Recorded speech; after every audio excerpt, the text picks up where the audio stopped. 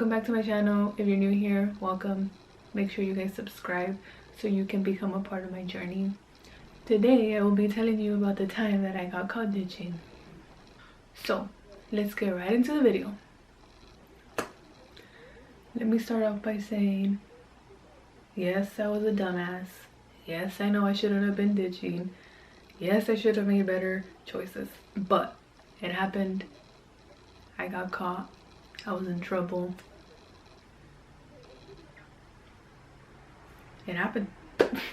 So this happened on April 20th, 2010. I want to say. Yes, 420. The fact that it was 420 did not cross my mind at the time until I got caught, received my ticket, and saw the date. My mom was really crazy and she wouldn't let me walk to school or walk home unless I was like coming home with a group of friends or going to school with a group of friends. Crazy. So that morning my mom was dropping off my best friend at school as well. It was me and my best friend. So whenever she would drop us off together, I would sit in the back seat because it was just like, I always thought it was like weird, you know, but I don't know. I would sit in the back seat with her. This other girl, we will call her Jessica. We were on our way to school and Jessica texted me, hey, we're all gonna ditch school and go to, we're gonna name them Jack and Jill because they were siblings. We're all gonna ditch school and go to Jack and Jill's house. So I was like, do you want to come? So I was like, oh yeah, fuck it. So let me start off by saying that my freshman year of high school, I got into a relationship with this person, and this person was just a really bad influence, and this person is the reason why I started ditching a lot. This was at the beginning of the school year, so by April, ditching was, I was a pro at ditching. Literally, ditching was just not going to class, not going to school during third period. It was the dumbest decision ever. No, I don't remember if I asked her. Anyway, but I showed the text message to my best friend and I had told her like, hey, you know, like so-and-so texted me. Well, I didn't tell her, I just showed her the message. And then I had like typed in my phone like, oh, I'm gonna go too, like if you want to come. And she agreed to come. No one forced her. I literally just asked her and she said yes. Mind you that Jack and Jill lived right behind our high school. So we walked in, well, we went through the front and then we walked out through the back because the securities were always in the front of the high school, in front of the school. I'm currently watching Grey's Anatomy, so I have to see what's going on. We met up with Jessica and then we walked out through the back. So it wasn't that much of a walk. It was probably like, well, we didn't walk out through the back actually. We were walking out through the front. No, we did walk out through the back. We walked through the back. It was like a 2-3 minute walk. It wasn't that far. It was literally right behind high school. The whole time we were walking there, and let me tell you, my best friend would not shut up talking about, we're gonna get caught. The cops are gonna catch us. We're gonna get caught. We're gonna get caught. We're gonna get caught. She probably said we're gonna get caught in like 20 different sentences. We all walked to the back. We all went inside Jack and Jill's house. There was 10 of us in the house. 5 guys and 5 girls. So when the cops got there, they thought something else. And at that time, we all kind of knew why my best friend kept saying like we were gonna get caught. But at that time, school cops would hang out at the attendance office. So every time you're late, you have to go get a note from the attendance.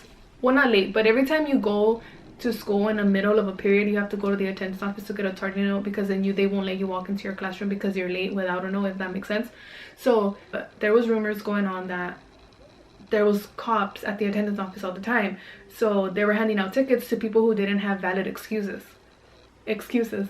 So I'm pretty sure that's why she kept saying we were gonna get caught. But I wasn't a dumbass. I was not gonna go grab a note if I didn't have a parent note.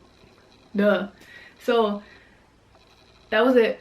She repeated we're gonna get caught so many times that I'm convinced that we got caught because she threw it out in the universe. It wasn't only her, it was 3 other people who threw it out in the universe. And you know, like if you're Mexican, le echaron la sal, and that's it. We got caught. Little by little, everyone started showing up, so it ended up being 10 of us. And then we were all just hanging out. Jill had some like MD 2020 bottle. Literally, like, it was probably, her cup didn't get full. So she went to grab ice and she poured whatever she had left. She was the only person that drank out of that cup. Everyone else was smoking. By the time the cops got there, Some of us were extremely high and some of us were just shocked. So we all were just getting there at different times. We didn't all show up at the same time. So this guy comes, gets there, right? And then he runs into the rooms talking about like, oh my god, the cops are here. We all got scared. We went out and then they were all like laughing and like, haha, it's a joke, like the cops are in here. So that's when I said, or I don't remember if it was me, I'm pretty sure it was me, I don't remember. I honestly don't remember who said what, but someone said, dude, stop playing around like that because then it's gonna happen for real. So then that happened, whatever, and this other guy was on his way to Jack and Jill's house. And when he got there, he said that he passed by the front of the high school, the security saw him, the security followed him all the way to the house. And everyone was pissed because we were like, why the fuck would you walk by the high school, stare at him, and then come over here? Guys, not even, it was probably 10 minutes, maybe less, I don't remember. Someone knocked, and that someone was the cops. So we were all freaking out in the living room. The guy that lived, well, Jack, he lived in the house, obviously. He had weed and then he didn't know where to hide it. So then everyone was freaking out. He threw it in some plants and then he ended up opening the door. When he opened the door, most of us ran. I don't even remember how many of us were in the room, but most of us ran into Jill's room. We were all in there and then we were all being quiet. And then I don't know if the guy said that we were in there or someone else said that there was more people in the house. But let me tell you, we were looking out the window and the cops were literally going around the house looking to see if anyone was like outside. The cop was knocking and then he had said like, I know you're, he was knocking for a while and then he had said like, I know you're in there, just open the door. So Jill opens the door, the cop looks in there, and then my best friend elbows me and says, see, I told you. Girl, it was all your fault.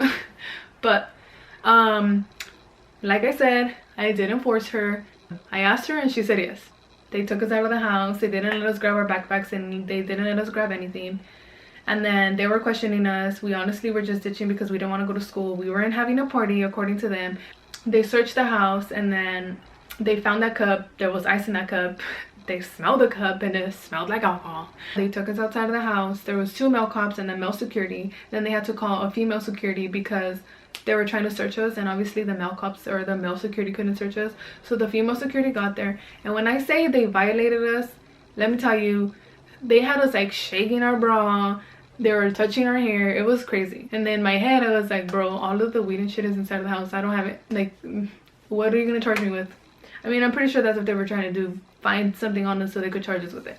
So I'm currently editing and the video is 16 minutes long, so I will be cutting it in half. So if you guys are interested in finding out what happens to me when I get home and when I go to court, make sure you guys stay tuned for Thursday. The second part will be up. Thank you guys so much for watching, and I hope you guys enjoyed my part 1 of when I got caught ditching.